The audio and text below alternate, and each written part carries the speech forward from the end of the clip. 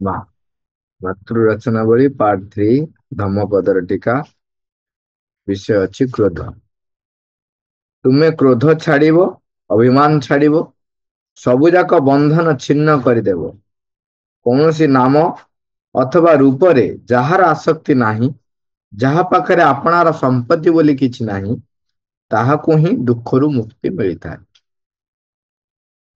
ଉତ୍ଥିତ ହୋଇ ଆସୁଥିବା କ୍ରୋଧକୁ ଯିଏ ଅଟକାଇ ରଖିପାରେ, ମାର୍ଗଭ୍ରଷ୍ଟ ହୋଇଯାଉଥିବା କୌଣସି ରଥକୁ ଅଟକାଇ ରଖିଦେଲା ପରି ଯିଏ ତାହା କରିପାରେ, ତାହାକୁ ହିଁ ଯଥାର୍ଥ ସାରଥି ବୋଲି କୁହାଯାଇପାରିବ। ଅନ୍ୟମାନେ କେବଳ ଲଗାମଟାକୁ ହିଁ ଧରିଥାନ୍ତି, କେବେ ହେଲେ ସାରଥି ହୋଇପାରନ୍ତି ନାହିଁ। ଅକ୍ରୋଧ ଦ୍ୱାରା କ୍ରୋଧର ସମ୍ମୁଖୀନ ହୁଅ, ସାଧୁତା ଦ୍ୱାରା ଅସାଧୁତାର ସମ୍ମୁଖୀନ ହୁଅ, ନିଜର ଅକୃପଣତା ଦ୍ୱାରା କୃପଣକୁ ଜୟ କର ଏବଂ ସତ୍ୟ ଦ୍ୱାରା ମିଥ୍ୟାବାଦୀକୁ ଜୟ କର। ସତ୍ୟ କହ, କ୍ରୋଧୀ ହୁଅ ନାହିଁ। ତୁମ ପାଖରେ ଯେଉଁ କିଞ୍ଚିତ ଧନ ରହିଛି, ତାକୁ ମାଗୁଥିବା ଆଉ ଜଣେ ଲୋକକୁ ଦେଇଦିଅ। ଏହି ତିନୋଟି ଗୁଣ ଦ୍ୱାରା ମଣିଷ ଦେବତା ମାନଙ୍କର ନିକଟବର୍ତ୍ତୀ ହୋଇପାରିବ। ଯେଉଁ ମୁନିଗଣ ଅହିଂସା ଆଚରଣ କରନ୍ତି, ଯେଉଁମାନେ ଆପଣାର ଇନ୍ଦ୍ରିୟ ଗୁଡ଼ିକୁ ସର୍ବଦା ନିୟନ୍ତ୍ରଣରେ ରଖିଥାନ୍ତି, ସେଇମାନେ ହିଁ ସେହି ଅବିନାଶୀ ଦୁଃଖ ରହିତ ଅବସ୍ଥାଟିକୁ ଲାଭ କରିଥାନ୍ତି।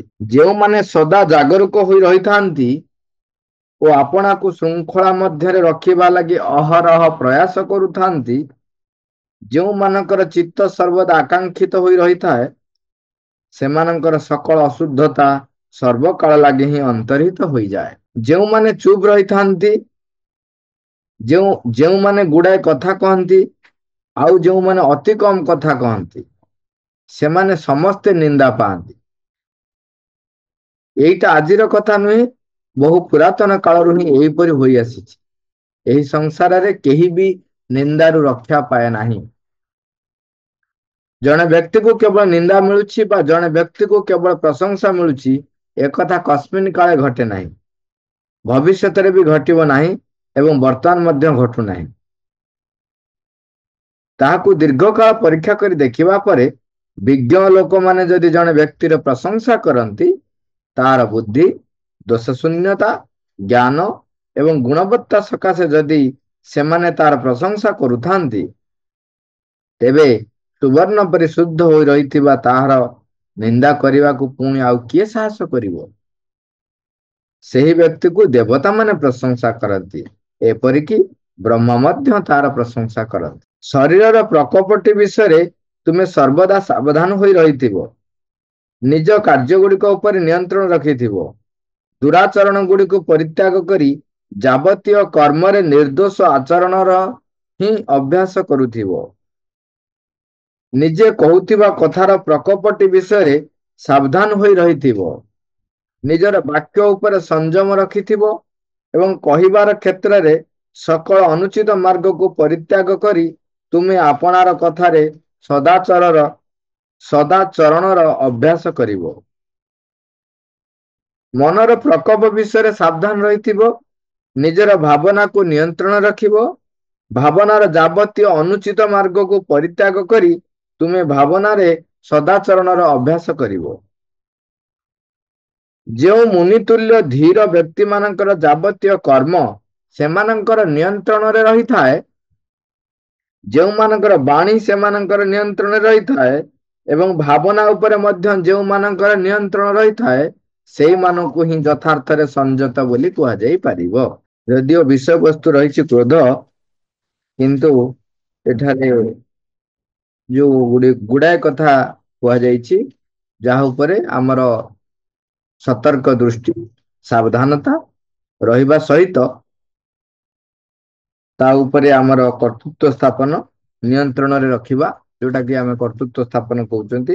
ମା ଯୋଉଟା କହିଥିଲେ, ପ୍ରଥମେ ଅବଲୋକନ କରିବା, ତାପରେ ସତର୍କ ରହିବା, ତାପରେ କର୍ତ୍ତୃତ୍ୱ ସ୍ଥାପନ, ତାପରେ ପ୍ରଭୁତ୍ୱ ଅର୍ଜନ। ଚାରୋଟି କଥା କହିଥିଲେ। ଏଠି ଯୋଉଗୁଡା ବର୍ଣ୍ଣନା କରାଯାଉଛି, ପ୍ରଥମରେ ସାବଧାନତା ରଖିବା।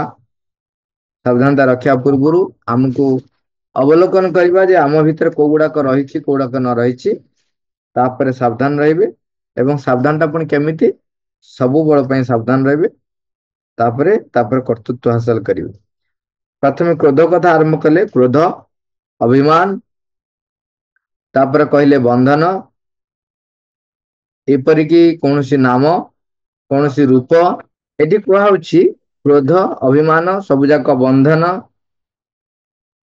एवं तापर कहउचंती जे जे ताकू केमिति सम्मुखीन हबो ना क्रोध को अक्रोधर सहित सम्मुखीन हबो, असाधुता को साधुतार सहित सम्मुखीन हबो।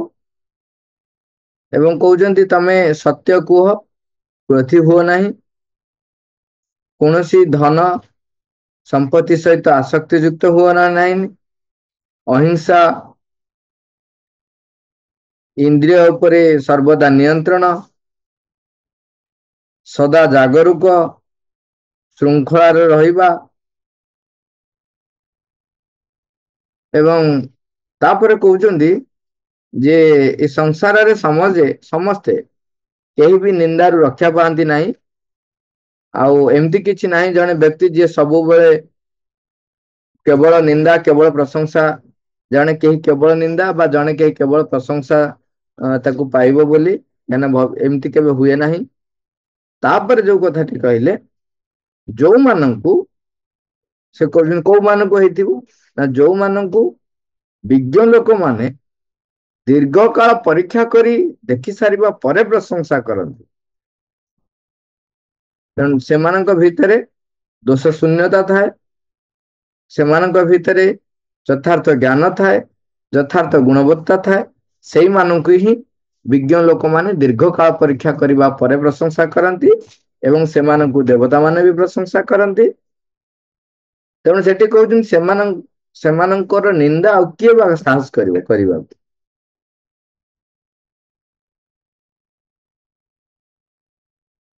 निज वाक्य उपरे संयम रखिबा, भावना उपरे नियंत्रण रखिबा, अनुचित मार्ग रे न जीवा, निजर भावना रे मध्य सदाचरण अभ्यास करिबा, कर्म जावतीय कर्म जो करूचंती कर्म उपरे नियंत्रण, पानी उपरे नियंत्रण, भावना उपरे नियंत्रण, ये सब जिनस जो माने करि पारंती सेमानंकु यथार्थ संयत बोली कुहाजियो बोली ए टीकाटी रे एती कथा लिखचंती। मां वर्णना करचंती ताकू कोन मां वर्णना करी कहउचंती मु तो कहबी जे तुम मानक भितरु प्रत्येक ना मोटे दीर्घ समय पाए नुहे दिन को केवल गोटे घंटा पाए पहले के समय पाए दिन को केवल गोटे घंटा पाए कौन अभ्यास करिवो ना जहा एकांत अपरिहार्य ता छड़ा आउ किछि हेले कहिबो नाही।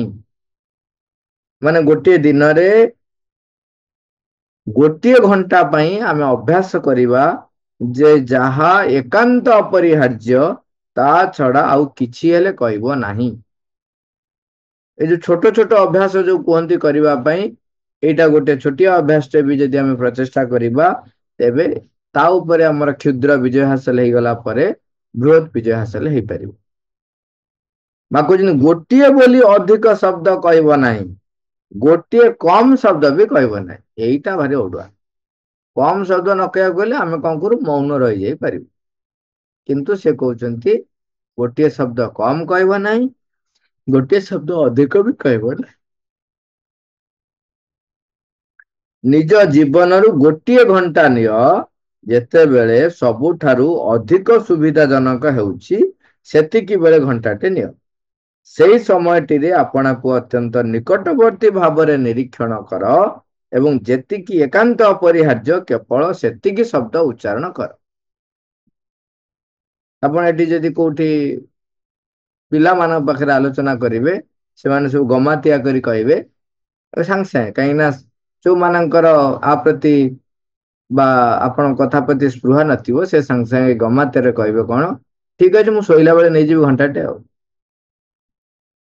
जो मानक भितरे एई प्रकारर भाव आसे आपण जानिबे से केवल गमात करूची बा थट्टा मजा करूची तार वर्तमान पर्यंत अज्ञानतारु से मुक्त होई नाही। अज्ञानता रही से करूची ता ऊपर क्रोध आचरण करिवार नाही बा भाबिबे नाही जे ता भीतर बदलिबार संभावना नाही। एटा गोटे होची कोन अज्ञानतार चिन्ह। तेणु से कथाटी छाड़ दियो। तेणु आमे जो माने यथार्थ रे प्रयास करने चाहूचंती तेबे जीवन रे गोटे घंटा समय ने जेतेबेले सुविधा होची सेतेबेले नेबे कोन करिवे ना निजको निरीक्षण करिवे जो कथाटी मु केतिकी कहबी ना जेतिकी अपरिहार्य अपरिहार्य शब्दटा होची कोन निहाती आवश्यक तेणु कम कहबेनी कि अधिक कहबे नहीं माँ कहते प्रथमे तुम एपरिक असुविधार सम्मुखीन हेब जे केउ कथा एकांत अपरिहार्य ओ केउ कथा नुहे से विषय तुमे निर्भुल भावरे ठीक करि पारु नथिबो सेहिथिरु ही तुमर एक अध्ययन आरंभ होइजिवो एवं प्रत्येक दिन तुमे एही दिगरे अग्रसर हेबार लागिवो एई छोटिया कामटे धरिले एवं से समय प्रथमे आरंभ हबो कोन जे आपण बाछिବାକୁ पड़िବ ଯେ କୋଉଟା ଅପରିହାର୍ଯ୍ୟ କୋଉଟା ଅପରିହାର୍ଯ୍ୟ ନୁହଁ ଏଇ ତ ଷ୍ଟାର୍ଟ ଆଉ ତାପରେ ଧୀରେ ଧୀରେ ଆରମ୍ଭ ହବ ଆମର ଅଗ୍ରଗତିର ପାବଛ ଦ୍ୱିତୀୟତଃ ତୁମେ ମଧ୍ୟ କଥା ଦେଖିବାକୁ ପାଇବ ଯେ ପ୍ରଥମ କଣ ହବ ନା ଆଗ ତୁମେ ଜାଣିପାରିବ ନାହିଁ କୋଉଟା ଅପରିହାର୍ଯ୍ୟ କୋଉଟା ନୁହଁ ମା ପୁରା କେତେ ପ୍ରାକ୍ଟିକାଲି କହୁଛନ୍ତି ଦେଖ ଦ୍ୱିତୀୟରେ କଣ ହବ ତୁମେ ଏକଥା ମଧ୍ୟ ଦେଖିବାକୁ ପାଇବ ଯେ ପର୍ଯ୍ୟନ୍ତ ତୁମେ ପାଟି ଫିଟାଇ କିଛି କଥା କହି ନ କହିବ ସେ ପର୍ଯ୍ୟନ୍ତ ସମ୍ପୂର୍ଣ୍ଣ ଭାବେ ନୀରବ ରହିବା ପ୍ରକୃତରେ ମୋଟେ କଷ୍ଟକର ହେବ ନାହିଁ କଣ କହିଲେ ସମ୍ପୂର୍ଣ୍ଣ ନୀରବ ରହିବା ପ୍ରକୃତରେ ମୋତେ କଷ୍ଟକର ହେବ ନାହିଁ ନୀରବ ରହିବାଟା ସହଜ ହେଇଯିବ ମାତ୍ର ତୁମେ ପାଟି ଖୋଲି ଯେମିତି କଥା କହିବାକୁ ଆରମ୍ଭ କରିବ ସେତେବେଳେ ଏପରି ପ୍ରାୟ ସର୍ବଦା ହିଁ ଘଟିଥାଏ ତୁମେ 2-3ଟା ଅଥବା 10-20ଟା ଏପରି ନିରର୍ଥକ କଥା କହି ପକାଇବ ଯାହା କହିବା ଲାଗି କି ଆଦୌ କୌଣସି ଆବଶ୍ୟକତା ନଥିଲା ଏଇଟା ଦ୍ୱିତୀୟରେ କହୁଛନ୍ତି ଯେ ତୁମେ ବର୍ତ୍ତମାନ ଦେଖିବ ଯେ ପାଟି ନ ଫିଟାଇବାଟା ସହଜ କିନ୍ତୁ ପାଟି ଫିଟାଇ କରି ଶବ୍ଦ ଉଚ୍ଚାରଣ କଲା ପରେ ଦେଖିବେ ତା ଭିତରୁ ଅନେକ ଗୁଡେ କଥା ଆବଶ୍ୟକ ନଥିଲା ତୁମେ କହିଦେଇଛ ପ୍ରଥମେ ଜାଣିପାରିବନି ଦ୍ୱିତୀୟରେ ତୁମେ ଜାଣିପାରିବ ଯେ ଏଗୁଡା ଦରକାର ନଥିଲା ମୁଁ କହିଦେଇଛି ଆଗାମୀ ଶୁକ୍ରବାର ପର୍ଯ୍ୟନ୍ତ ମୁଁ ଏହି କଥାଟିକୁ ତୁମମାନଙ୍କର ଅଭ୍ୟାସ ଲାଗି ଦେଉଛି ତୁମେ ମାନେ ସେଥିରେ କେତେ ଦୂର ସଫଳ ହେବ ସେ କଥା ଦେଖାଯିବ ମା କହୁଛନ୍ତି ଆସନ୍ତା ଶୁକ୍ରବାର ପର୍ଯ୍ୟନ୍ତ ତେଣୁ ଆଜି ହଉଛି ଶନିବାର ପୁରା ଠିକ 7 ଦିନ ଦେଖାଯାଉ ଆମେ ବି ଅଭ୍ୟାସ କରିବା ଆସନ୍ତା ଶୁକ୍ରବାର ପର୍ଯ୍ୟନ୍ତ ମୁଁ ଏହି କଥାଟି ତୁମମାନେ ଅଭ୍ୟାସ ଲାଗି ଦଉଛି ତୁମମାନେ ସେଥିରୁ କେତେ ଦୂର ସଫଳ ହେବ ସେ କଥା ଦେଖାଯିବ ସପ୍ତାହକ ପରେ ତୁମେ ଶୁକ୍ରବାର ଦିନ ମୋତେ ସଂକ୍ଷେପରେ ଏକ ବିବରଣୀ ଦେବ ଏବଂ ତୁମେମାନେ ପ୍ରକୃତରେ କେତେ ସଫଳତା ହାସଲ କରିଛ ମୋତେ ସେ କଥା କହିବ ଯେଉଁମାନେ ସେ କଥାଟିକୁ ଅଭ୍ୟାସ କରିଥିବେ ସେଇମାନେ ଏହି ବିବରଣୀଟିକୁ ଦେବେ ବାସ୍ ଆଜି ସେତିକି ଥାଉ ମା ଆଜି ସେତିକି ଥାଉ ମା କହିଲେ ଆଉ 6 ଜୁନ 1958 ଛାଡ ମୋର ଗୋଟେ କ୍ୱେଶ୍ଚିନ୍ ଅଛି ମୁଁ ପଚାରୁଛି ଉତ୍ତର ଦେବାକୁ ଚେଷ୍ଟା କରିବେ ମାଙ୍କର ଗୋଟେ ମେସେଜ ଥିଲା ମୋର ପ୍ରଶ୍ନ ସମସ୍ତଙ୍କୁ ଶୁଭା ଯାଉଥିବ ତେଣୁ ସମସ୍ତେ ଭଲରେ ଶୁଣନ୍ତୁ ମାଙ୍କର ଗୋଟେ ମେସେଜ ଥିଲା the world is preparing for a big change will you help ତୁମେ ସାହାଯ୍ୟ କରିବ କି ମୋର ପ୍ରଶ୍ନ ହେଲା ମା ତ ପଚାରିଥିଲେ will you help ତମେ yes କହିବ କି no କହିବ ମୋର ପ୍ରଶ୍ନ ହଉଛି ଯେ ଆମେ କେମିତି ସାହାଯ୍ୟ କରିପାରିବା ମାଙ୍କର ମେସେଜ ଥିଲା the world is preparing for a big change will you help ମୋର ପ୍ରଶ୍ନ ହଉଛି how to help ମନେ କରାଯାଉ ମୁଁ ହଁ ମାରିଲି ତାହେଲେ କେମିତି ସାହାଯ୍ୟ କରିବି ମା thank you all, Robert.